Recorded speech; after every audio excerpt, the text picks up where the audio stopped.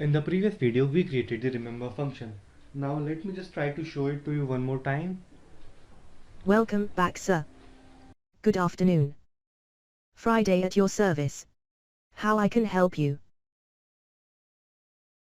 Remember that What should I remember? I have put my keys in the bag. You said me to remember I have put my keys in the back. Friday, do you know anything? You said me to remember that I have put my keys in the back. In this video, I will be adding another feature into our AI assistant, by which it can take screenshots of our screen. For this, we will import another library called PyAutoGUI.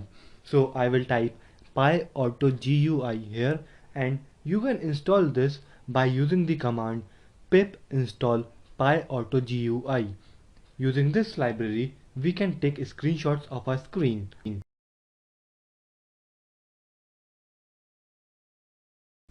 Now I will create another function before the main for taking a screenshot.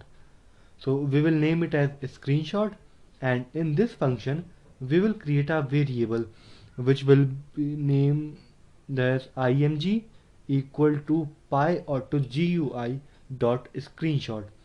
So it is an built-in function using which we can take screenshots, and now we will save it by img.save, and it will save in our current folder.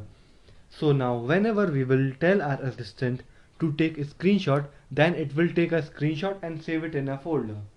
So we also want to give the file path where we want it to be saved, and we will also give the name of the image here, and I have given the name as ss.png. So it will be saved by the name as ss.png. Now we will go into the main function and we will write elif screenshot in query.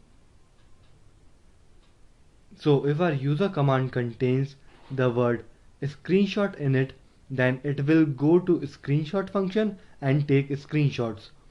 After that, we will add a speak function, and we want our assistant to tell us that it took the screenshot. So speak, and in brackets I will write done. So we will save this program.